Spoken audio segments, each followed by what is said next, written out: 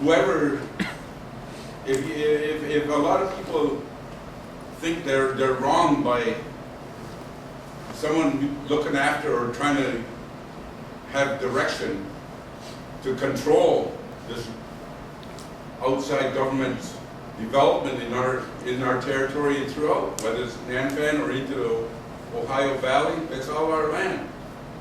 And we gotta regain that. Right now, I would say everything is operating and it could be partially dysfunctional.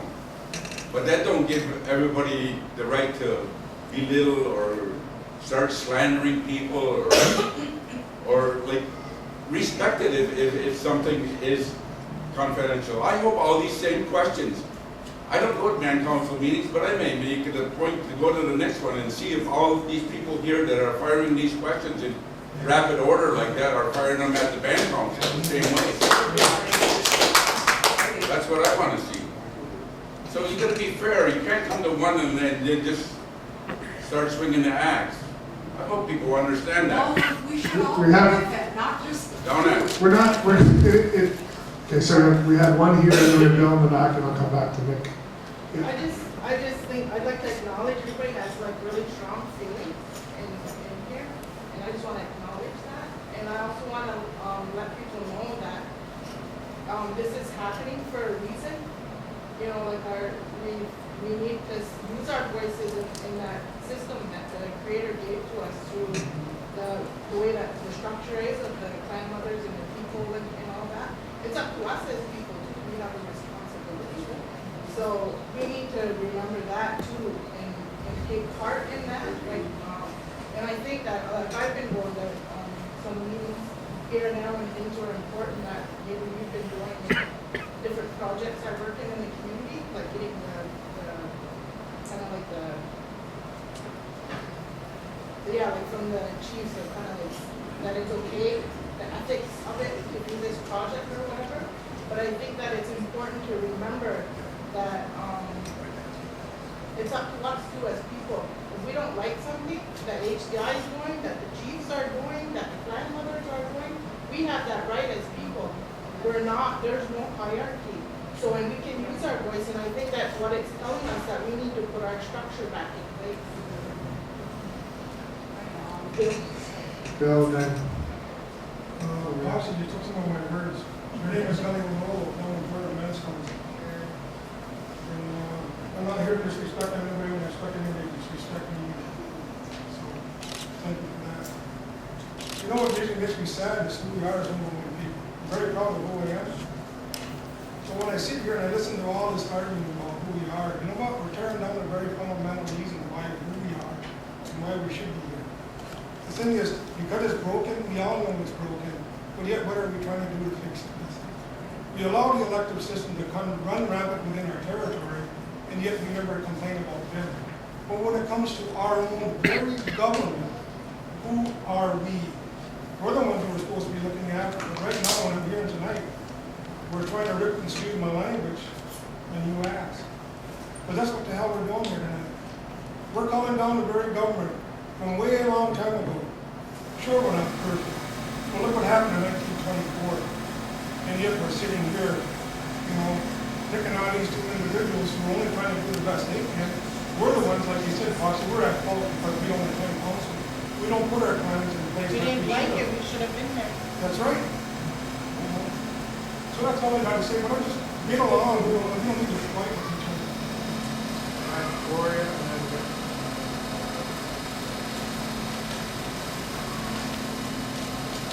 I just wanted to, I asked the two other clan mothers that are here tonight, and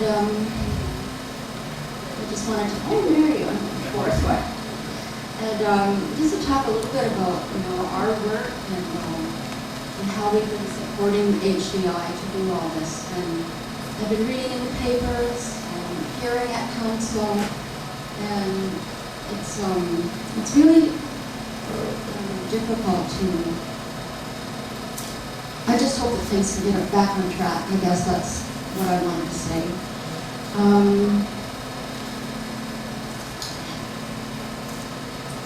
So I've been doing this for about 25 years, and I remember chiefs like Harvey Longboat and Hubert Buck and some of the other chiefs that always talked about, we're talking about these same things. We're not perfect, right? The Confederacy is not perfect. We've been oppressed, we've been fighting that to keep our history and who we are and our languages.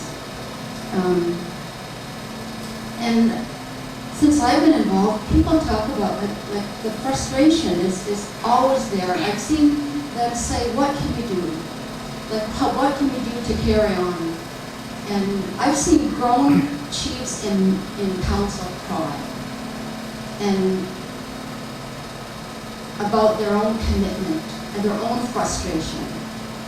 And so all of us, that's what we're trying to do. We work really hard. It isn't just about the council, it's about keeping the ceremonies going, working, and that's a tough job. That's like a job in itself, a full-time job. So, I'm sort of losing my train of thought here, but I just wanted to say this because I have seen that in council, and I've seen all the work that HDI is doing, and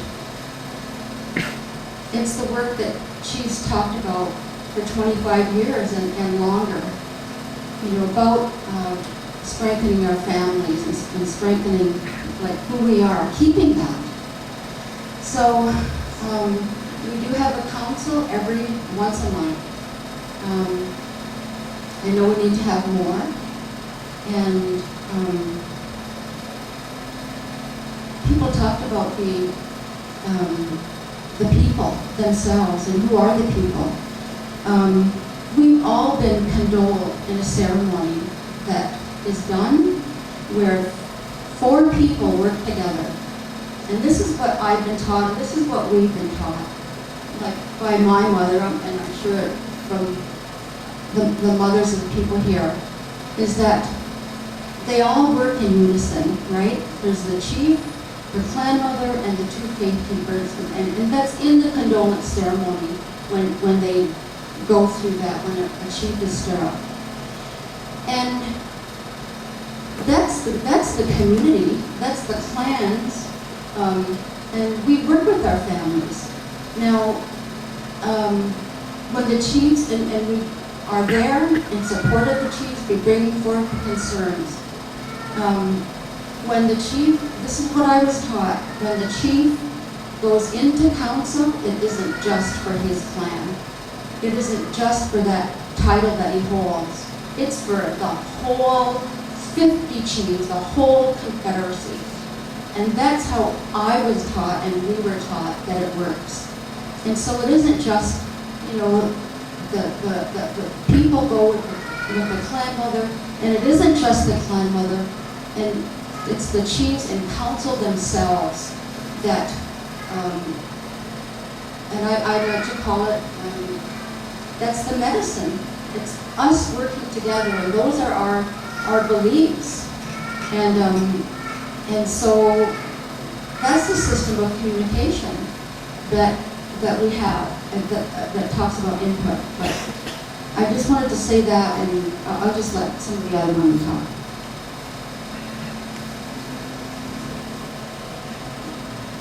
Hi, my name is Colin McNaught, and one of the things I do want to say is I haven't been condoling it. Just want to make sure that that's fair. But I have stepped forward for the title of the Garden Polo. My brother is Alan McNaught. And one of the things, as was taught to me by my mother, which I wish to share with you, is that we are to treat each other with kindness. We are to have a good mind, not leave no meal, in everything we do, and to support each other. We are not here to tear each other down. As a matter of fact, if there's a problem, we talk about it, but we hold each other's hand and try to hold each other up and build each other up. We are never here to think awful of one another, but but to understand we're all here for the same reason. Because we care about the future generations, because we're trying to do what's right. And the only thing that I will say is that having attended Confederacy, I have learned so much more than what I knew growing up with a plan note. And I would encourage everybody here, come to Confederacy regularly. You will learn the protocol, you will learn how everything works, you will understand what's going across that floor, and it is so enlightening to all of us. Neil will. I think for me, I think Gloria explained really what I understand my role as a clan mother too, about how I'm supposed to work with the chiefs, and that I'm supposed to work with what's called family gatekeepers. That they were stood up, that they were dusted off and given the responsibility that we were all supposed to work together as a collective to listen to what our families are telling us. All of us are supposed to listen to those things. And that really, that's the way it's supposed to work. And in my mind, some of the things that you're throwing at HDI really has nothing to do with HDI. It has to do with the council itself and some of those things that are, I guess, being dropped in council, right? It has nothing to do with HDI. If you want to look at them as a consultant, their job is not to fix our council system. That's not their job, right? They were only contracted to do something for the council. So I think those things, those questions about those issues that some of you have with council itself and our systems need to go to council, not to HDI. It's not their job. It's not their responsibility to fix what's broken or fix what's breaking. I don't think it's actually broke. I think it might be on the verge of breaking. But we can fix it, right? I'm going to fess right up. I'm one of those people who get those notices about meetings and don't go. So it's my fault I can't tell my family about that. It's my fault, right? It is the clan mother, right? So I think you have to recognize that if you have a chief and a clan mother and they're not going to these meetings, then you need to encourage them to go to those meetings with HDI, to hear about these contracts that are coming out, and know for your family what is going on so that they can answer your questions in your family.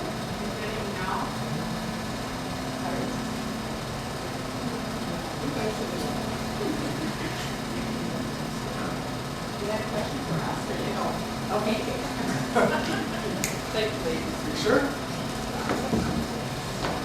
I just want to say that, my whole concerns here are for. And on Merrill says, I'd just like to talk about, I heard Dan talk about the number of children that are there.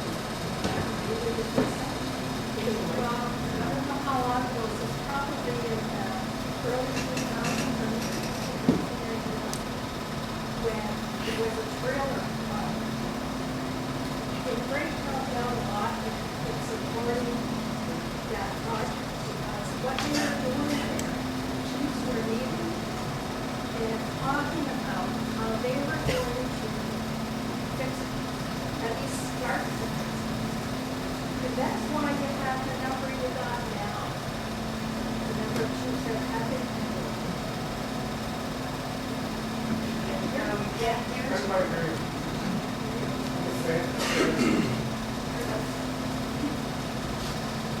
All right, I just wanted to talk about this trailer project. Did you hear me, that part of it? Okay, it was, I don't remember the year, 1998, 99. A lot of the chiefs got together and they met at a trailer at March Henry's. And what they did there was they talked about how they could, what they could do, what kind of plan they could come up with to fix the number of chiefs that were sitting in council, that there were a lot of empty seats. And I can't remember the number that was there when they started, but Now, there's a lot more than there was then, a lot more, and the plant hunters. So that was Norman Jacobs, yeah, he was there, he was one of the leaders. Harvey Longo was another person that was there. I can't remember the names of the other chiefs, but Oliver Jacobs was another one. There was quite a few chiefs that met there when they could to talk, but they didn't come up with a plan. And that's how you got the number of chiefs that were condoled in the last 10 years. So that has to be kept up. Like when one chief dies, another one should be there right the next year. And that's happened with Nanford, and I think, is it Roger? Roger Silversmith was condoled.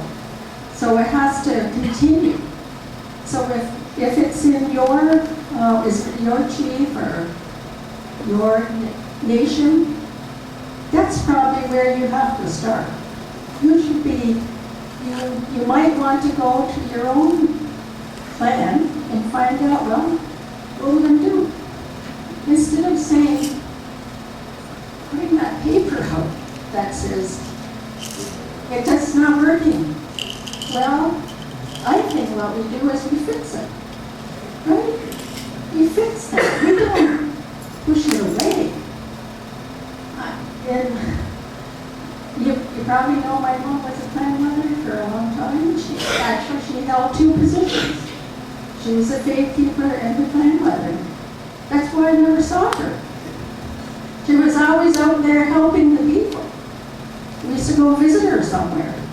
We actually had to do that to see her mother. Go and visit down the road because somebody died, and then she was the person that cooked and had to stay there for 10 days. They did those things. So I think, we have to give yourself to fixing this, not do this to everyone. Because these people are working really hard, and it's not for themselves. It's not for themselves. They have to make a living. They have to put bread on the table for their children, grandchildren. Hazel, she's got no husband. You know that. How is she going to live? Why are you asking about her making $60,000? I'm not saying it was you. Anyway, I just think that a lot of things go on that has been helping the Confederacy all along. You may not know about it, but it's been a long time since they stood up, our chiefs. And that's what we have to do, is support those chiefs and the clan mothers. Not put them down. Put them up. Hold them up. That's what we need. Thank you. The community, the people, not just the selected few. Support the community. We are the people. Mick and this gentleman here, so he's been up for a while, but if I don't take Mick now, she'll get madder than she already said. She smiled there for 1 second. It was a small smile. Saying that I'm here because, we got Confederate that have some questions from Cheyenne. There were some questions, like, all we asked was, yeah, this question, on Facebook that night, we had that debate on Facebook, me and Cheyenne, and, if you would ask me then, I probably would have way never hear again, but, all that stuff about the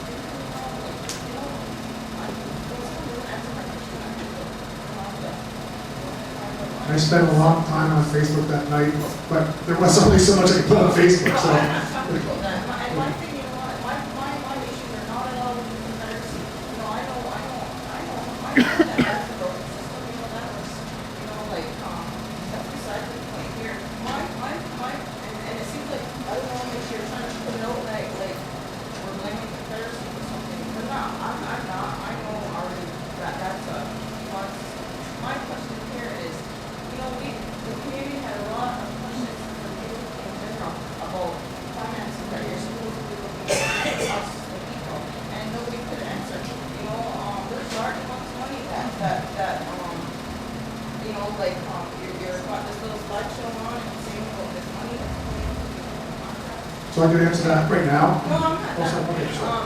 And anyways, I just wanna know, because you had the main council meeting, you sat there and you told the chiefs that they only had $21,000 in their bank account, so, and then at the time you said that was wrong, with your bank accounts, and then next thing you know, So just to repeat, you're saying that I told council they only had $21,000? I was sitting at the main council. I never said that. I've never said that.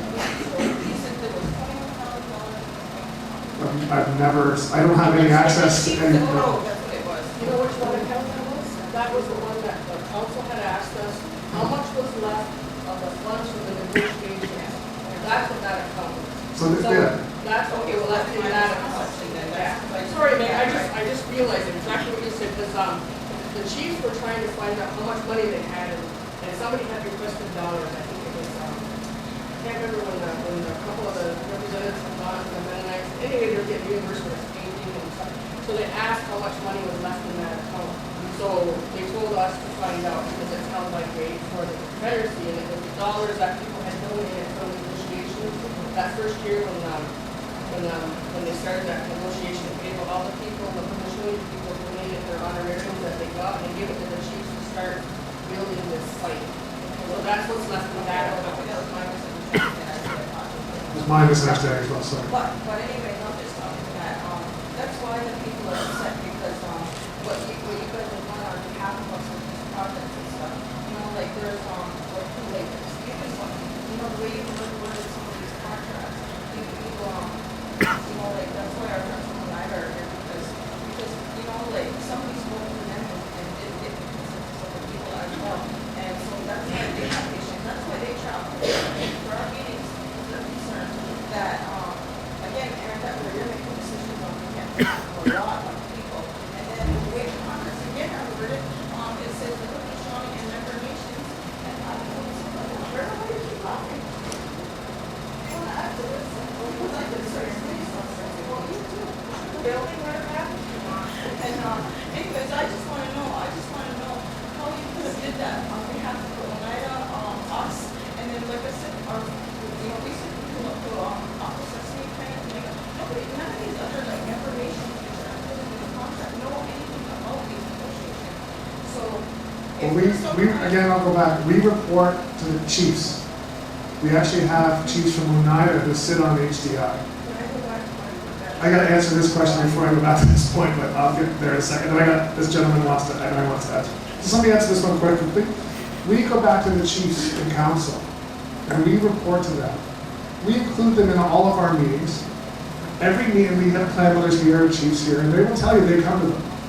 We invite them to every single meeting. You know, you don't have to Okay. go over all that. I know, but- You heard it the first time. But that's, I'm trying to answer your question. Same process. So we report to the chiefs and plan mothers during the meetings, and then what we do is we go have pre-meetings before we go to council, and then we go to council and we report to council.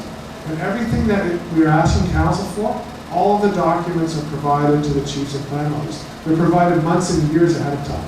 And that includes chiefs from Akwesasne and chiefs from Oneida as well. So that answers that question. I'm gonna go here and then But, here. no, wait, I'm not done, because I looked at the chief's office, they didn't even know anything when we had a meeting, like, like when they came down, they didn't know anything about this, and probably showed them our papers and stuff, so I don't know what chiefs are talking about.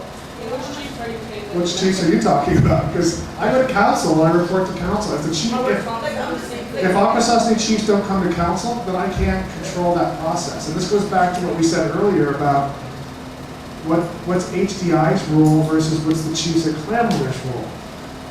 As it currently stands right now, it's not our role to go to different communities. We go to council. So that's what we're told to do, and that's what I do. You know, the first Saturday of every month for the past 6 years, I've been sitting at council doing these reports.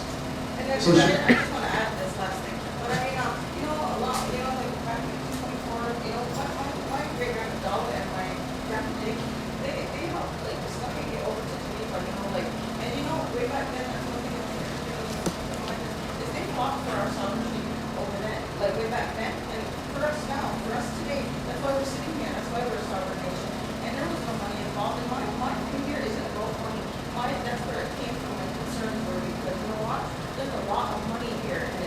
they get audited as well. So we have two different, outside the halter track, but inside the. No, the number of projects that we are dealing with, how many of them are in Six Nations of the Grand River Territories grasp? Meaning the Haldeman tract, because we are the Haldeman tract. Anything outside the tract falls into the 1701 lands, which does not mean it's just ours. We have to look at other nations by that point. I don't agree with the way that you framed the question, and I'll explain why.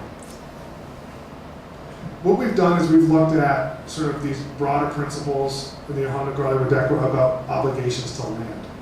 And those obligations to land that are set out there, and the way that we're supposed to have a relationship with the land, doesn't start or stop whether I walk outside of the reserve, whether I walk outside of the Haldeman, or whether I walk into the 1701.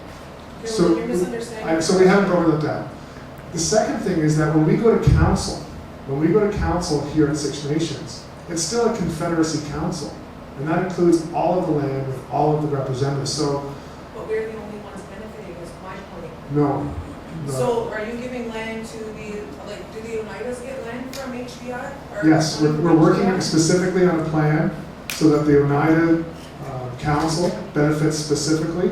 We're also looking at a way that Akwesasne can benefit. So what about the Senecas and the Oneidas that are out in the States and the Onondagas, because they have land holdings within the 1701 treaty lands too? That's correct.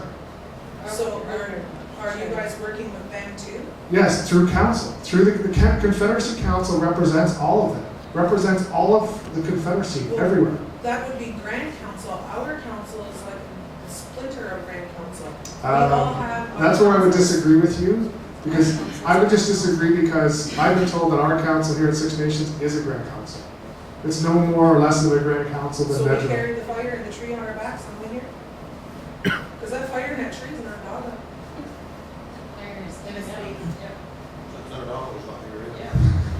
Well, that's another issue. That isn't. That's a different issue. You're saying that you, I'm saying that it's my On understanding. our behalf. No, I don't do it on your behalf. Council does it. I work for council. Oh, yeah, I'm going to get back to Well, according to the contract, it says you have. That's Levi. Levi. Sorry, Levi. My apologies. Okay, these guys totally disgusting. Grandmother's never. And I'll tell you why. You've got nuts. He's a Chippewa, and you condoned him.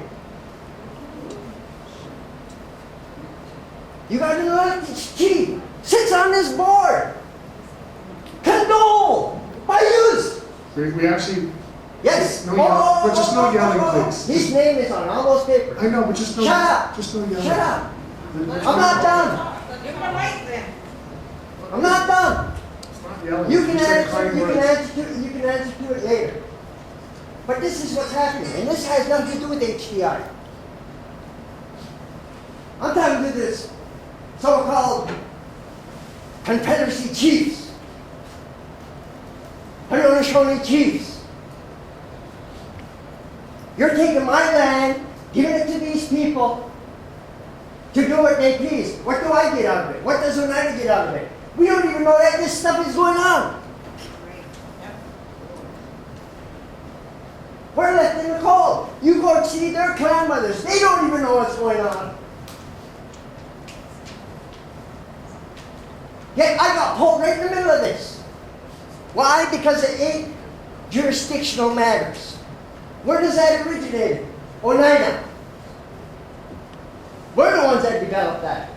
Between the elected council and the traditional council. Then the younger brothers gave it to these chiefs to ponder.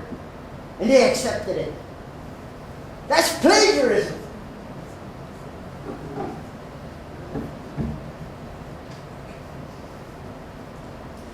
Now, if this is what you want, keep one eye out of it. We don't want it.